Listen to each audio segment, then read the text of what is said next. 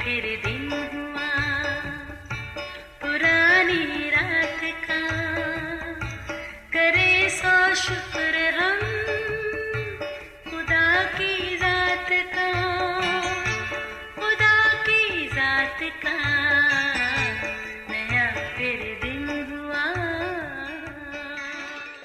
آج کی آیت: اور خود ایک دن کی منزل دشت میں نکل گیا اور جھاؤ کے پیڑ کے نیچے آ کر بیٹھا اور اپنے لیے موت مانگی۔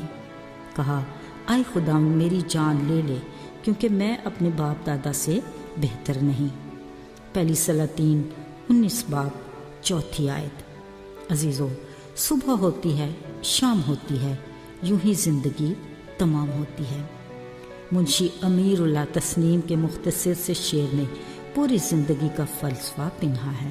صبح سے شام تک زندگی کا یہ سفر چلتے چلتے خدا تعالیٰ کے ٹھہرائے وقت پر یوں ہی اختتام پذیر ہو جاتا ہے۔ خیر، جب تک سانس تب تک آس، مگر اس سارے حالات میں وقت بہت اہم کردار ادا کرتا ہے۔ اس لیے تو جناب کہتے ہیں گھڑی کی ٹک ٹک بے معنی نہیں۔ یہ ہمیں گزرتے وقت کا احساس بھی دلاتی ہے اور کچھ نہ کچھ کرتے رہنے کا حوصلہ بھی دیتی ہے۔ ویسے اگر سوچے تو ہماری زندگی کے شب روز ہی خدا کے عجیب کرشمے ہیں۔ شب کے اندھیرے کے بعد دھیرے دھیرے اجالا پھیلتا ہے اور سورج اپنے ٹھہرائے وقت پر مشرق سے جلوہ گر ہوتا ہے۔ قدرت کی کرنی دیکھیے، تب ہی انسان کی بھی نیند کی وادی سے باہر آ کے آنکھ کھل جاتی ہے اور سات کائنات کی ہر جاندار شے اپنے معمول کے کام میں مصروف ہو جاتی ہے۔ ذرا سوچئے، بنا کسی وجہ کے اگر سورج اپنے ٹھہرائے وقت پر طلوع نہ ہو تو یقیناً ہر جاندار گھبراہٹ کا شدید شکار ہو جائے گا۔ عزیزو، سورج کا طلوع اور غروب ہونا اور اندھیرے پھیلتے ہی فلک پر چاند تاروں کا نمودار ہونا کیا خدا کی قدرت کے کمالات نہیں؟ شاید یہ روز کے معمول ہیں، اس لیے اپنی قدر و قیمت بھی کھو دیتے ہیں۔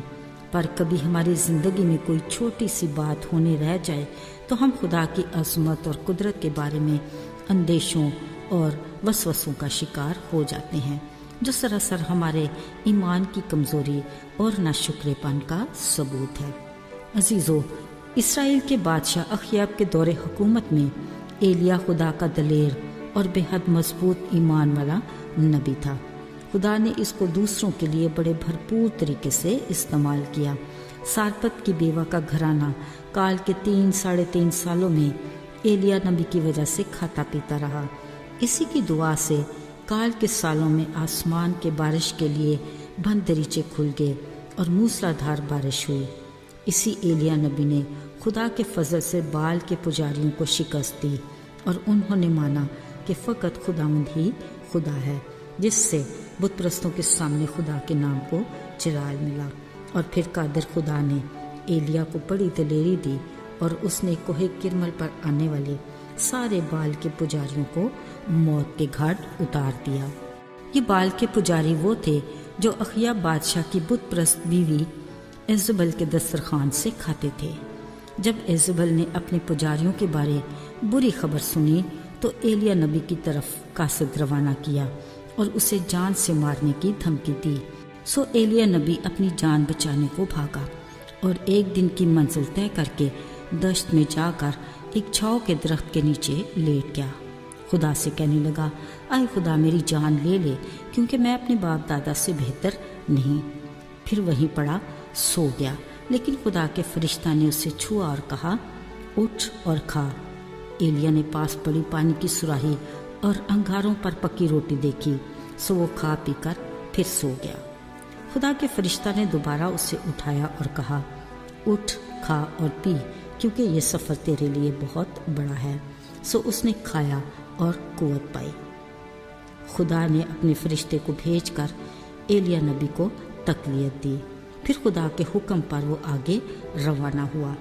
عزیزو، اس واقعہ میں ایلیا نبی کا کردار غور طلب ہے۔ جب خدا اپنے لوگوں کو استعمال کرتا ہے تو وہ انہیں قوت دیتا، وسائل مہیا کرتا، رہنمائی بھی کرتا اور ہر آزمائش میں مقابلہ کرنے کے لیے دلیری دیتا ہے۔ جیسے ایلیا نبی کو خدا نے کثرت سے اپنے نام کے جلال کے لیے استعمال کیا، مگر افسوس اس کے باوجود وہ ایک عورت کی دھمکی سے ڈر گیا، اتنا کہ اپنی موت کی آرزو کرنے لگا۔ اس نے خدا کے سامنے اپنی کمزوری کا اقرار کیا اور بے بسی کی حالت میں خود کو خدا کے سپرد کر دیا۔ عزیزو، کلام مقدس میں لکھا ہے کہ خدا نے اپنے فرشتے کے ذریعے نہ صرف اسے جسمانی طاقت اور قوت عطا کی بلکہ روحانی طور پر بھی اسے بحال کر کے تازگی عطا کی۔ ساتھیو، بطور مسیحی ہم بھی پرجوش تو ہوتے ہیں، خدا کی خدمت میں بھی سرگرم عمل ہوتے ہیں، مگر بعض اوقات کسی چھوٹی بات میں ہم کمزور پڑ جاتے ہیں۔ گھبرائیے گا نہیں، اگر ہم مکمل طور پر خود کو اپنی تمام تر کمزوریوں سمیت خدا کے سپرد کر دیں تو وہ ہمیں پھر سے اٹھا کھڑا کرتا ہے اور دوبارہ اپنی خدمت کے لیے بحال کرتا ہے اور پاک روح کے وسیلہ سے نئی قوت اور طاقت عطا کرتا ہے۔ آئیے دعا کریں۔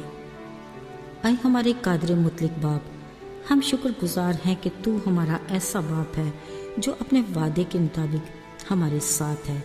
تو ہماری کمزوریوں کو اپنے پاک روح کے وسیلہ سے بحال کرتا اور ہمیں قوت کے ساتھ پھر سے اٹھا کھڑا کرتا ہے اور اپنی خدمت کے لیے نئے سرے سے تیار کرتا ہے۔ ہماری دلی شکر گزاری کو قبول کر، یسوع کے نام میں، آمین۔